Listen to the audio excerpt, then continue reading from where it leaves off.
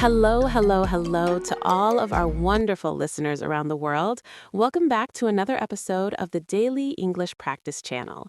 I am your host, Anna, and I am feeling absolutely fantastic today. How are you doing over there, David? Oh, Anna, I am doing great. I'm feeling energized, I'm feeling inspired, and I am so happy to be sitting here in the booth with you today. To all our listeners out there, whether you're drinking your morning coffee, sitting on a crowded bus, or maybe even lifting weights at the gym, welcome. We are so glad you've tuned in. We really are. You know, David, I was reading through some of the comments on our last video, and I noticed a recurring theme. A lot of our learners seem a bit worried. They're worried about how they sound. They're worried about their accents. Ah, the accent anxiety. I know it well. It's that feeling where you have a brilliant idea in your head, but you're afraid to say it because you think, oh, my accent is too strong, or people won't understand me. Exactly. And that is exactly why today's episode is titled, Your Accent is Not the Problem. We want to dive deep into this topic today because, honestly, we want to give you a big boost of confidence. I love that title. It's a bit bold, isn't it? Your accent is not the problem.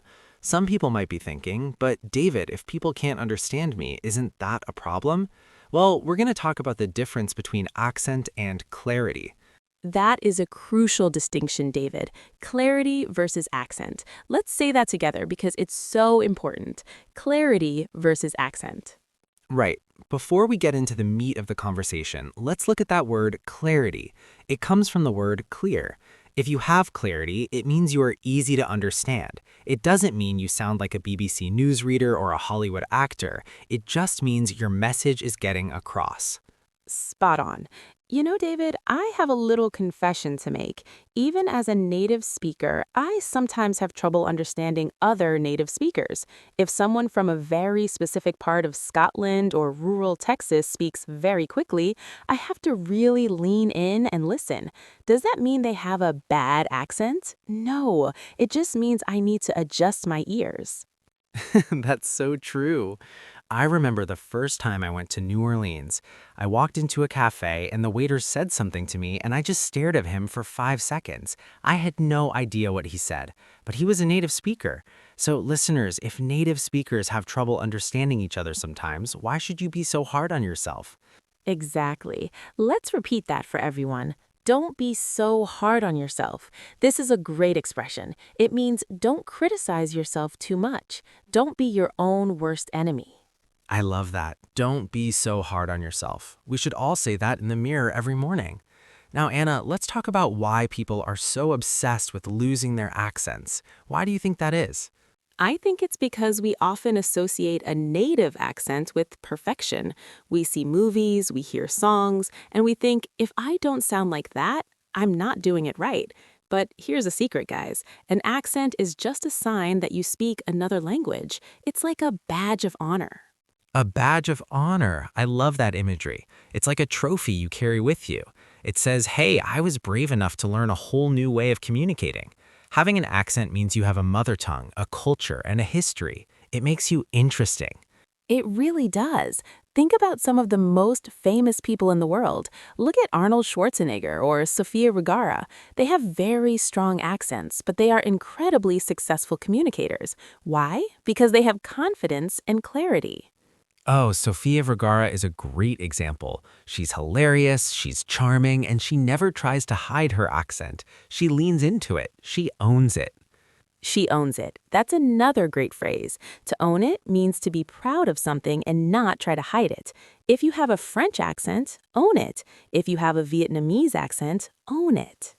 So, Anna, if the accent isn't the problem, what is the problem when people can't understand us? Great question, David. Usually it comes down to three things: pronunciation, intonation, and rhythm. These are different from an accent. An accent is the flavor of your speech. Pronunciation is the accuracy of the sounds. Ah, I like that analogy, the flavor versus the accuracy. Let's break that down. If I'm making a soup, the accent might be the spices I use. Maybe it's a bit spicy, maybe it's a bit salty. That's the flavor. But if I forget to put water in the soup, or if I use a rock instead of a potato, that's a pronunciation problem. Exactly. You can't eat a rock no matter how much spice you put on it. So let's look at a simple example. Let's take the words ship and sheep. Oh, the classic short I versus long E struggle. Yes. Now, if you say, I want to see the sheep, but you meant ship, that might cause a little confusion. That's a pronunciation issue. It doesn't matter if you have a Spanish accent or a Chinese accent, you just need to make sure that short I sound is distinct from the long E sound. Right, but even then, context usually saves us. If I'm standing at a harbor looking at the ocean and I say, look at that big sheep, you're probably going to know I mean ship, Unless there's a very large woolly animal swimming in the water. which would be amazing, but unlikely. So the point is, communication is a two-way street. The listener also has a responsibility to try and understand. That's a very supportive way to look at it, David. It takes two to tango. Another great idiom there. It takes two people to make a conversation work. Let's do a little role play, Anna. Let's show our listeners how a conversation can go wrong not because of an accent, but because of a lack of confidence. Okay, let's do it. I'll be a student who is very nervous about her accent, and you be a colleague at an office. Perfect. Let's go. David? Hi, I I have the report, The report? Oh, hi, Anna. Sorry, I didn't quite catch that. You have what? The report for the meeting. Sorry, my English is bad. Never mind. Wait, Anna, don't go. See, listeners, what was the problem there? Was it Anna's accent? No, I didn't even say enough for you to hear my accent. The problem was my volume, my eye contact, and my hesitation. I was so afraid of making a mistake that I didn't actually communicate. Exactly. You were mumbling.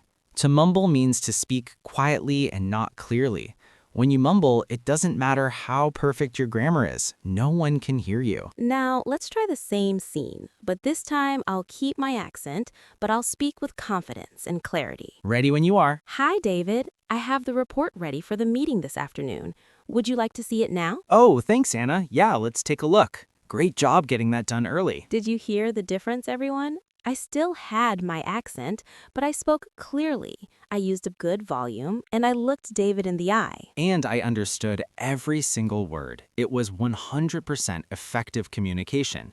You didn't need to sound like a native speaker, you just needed to be assertive. Assertive. That's a powerful word. It means being confident and direct. When you speak English, be assertive. You have a right to be heard. You really do. You know, I think one thing that holds people back is that they are waiting to be perfect before they start speaking. But language learning isn't a destination, it's a journey. Oh, I love that. It's a journey, not a destination. We say that a lot in English. It means the process is what matters. If you wait until you are perfect, you will never speak. And if you never speak, you will never get better. It's a bit of a catch-22, isn't it? A catch-22. That's a great one. A catch-22 is a situation where you can't do one thing without the other, but you can't do the other thing without the first one. You need practice to get better, but you're too afraid to practice because you're not better yet. So, how do we break this cycle? How do we get over the fear of our accents? I think it starts with changing your mindset. Instead of thinking, I hope they don't notice my accent, think, I hope they enjoy my perspective. Your accent is a part of your identity. That is so beautiful, Anna. Your accent is a part of your identity. I actually find accents very charming.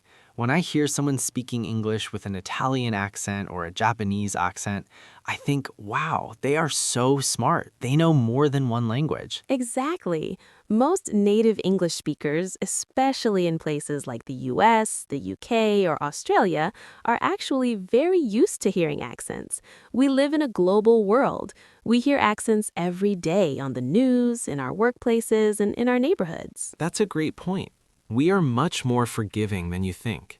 To be forgiving means we don't mind mistakes. We are just happy to talk to you.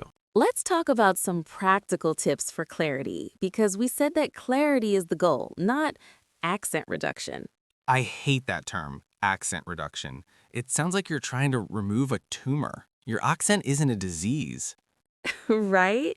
Let's call it clarity enhancement instead. I love that. Clarity enhancement. Tip number 1, slow down. Oh, yes, this is the biggest one. When we are nervous, we tend to speak faster. We want to get the words out and be finished with the conversation as quickly as possible. But when you speak fast, your words run together. They blend into each other, and that makes it very hard for the listener to distinguish where one word ends and the next begins. Right, it's like a car driving too fast in the rain. Everything becomes a blur. So take a breath, pause between your sentences. It gives the listener time to process what you just said. And it gives you time to think about your next sentence. It's a win-win situation. A win-win situation. That's when everyone benefits. So tip number 1, slow down. Tip number 2, enunciate your consonants. Ooh, enunciate. That's a fancy word. It just means to say each sound clearly. In English, the ends of words are very important. If you're saying past and you don't pronounce that T at the end, it might sound like pass. Past versus pass, or send versus sent. These little sounds at the end of words provide a lot of grammatical information, so try to be a bit more explosive with your consonants. T, k, p. It feels a bit silly at first, like you're overacting in a play, but it helps so much with clarity. It really does. You can even practice this in the shower. Just pick a few words and really exaggerate the sounds. Cat, bat, hat. I'm imagining all our listeners in the shower right now saying cat, bat, hat. Their neighbors must think they've gone crazy. But they'll have great English. Okay, tip number 3, focus on word stress. This is a big one. English is a stress-timed language. That means we don't give every syllable the same amount of time. Some syllables are long and loud, and others are short and quiet. Let's give an example. The word photograph. Photograph. The stress is on the first part, photograph. Now look what happens when we change it to photography. Photography. The stress moves to the second part. If you say photography with the stress on the first part, a native speaker might take a second to realize what you're saying, even if your accent is perfect. But if you get the stress right, photography, they will understand you instantly, even with a very strong accent. That is such a golden nugget of advice, Anna. A golden nugget is a small but very valuable piece of information. Word stress is more important than almost anything else for being understood. I agree. It's the rhythm of the language. If you get the rhythm right, the rest usually falls into place. So let's recap our 3 tips for clarity. Slow down, enunciate your consonants, especially at the ends of words, focus on word stress. Perfect. Now, Anna, let's talk about the psychological side of this. Why do we feel so self-conscious about our accents? Self-conscious. That means feeling worried about what other people think of you. I think it's because our voice is so tied to our identity. When we speak a second language, we often feel like a child or a lesser version of ourselves.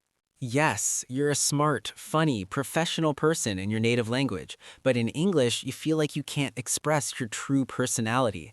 That can be very frustrating. It is frustrating, but here's the thing. The only way to get your personality into your English is to stop worrying about the accent and start focusing on the connection.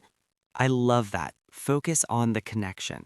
When you're talking to someone, you're not giving a speech. You're building a bridge. You're sharing an idea. If the idea gets across, you've succeeded. You know, Anna, I have a friend named Manuel. He's from Spain. He's lived in London for 10 years. He still has a very strong Spanish accent. He says e-school instead of school and e-speak instead of speak. Oh, that's very common for Spanish speakers because in Spanish, words don't usually start with S plus a consonant. Exactly. But you know what? Manuel is the life of every party. He tells the best stories, he's a manager at a big company, and everyone loves talking to him. Why? Because he doesn't care about his accent. He's confident, he's funny, and he's a great listener. Manuel sounds like a great guy, and he's a perfect example of how an accent doesn't hold you back unless you let it. If he spent all his time worrying about saying school, he would be too nervous to tell his stories.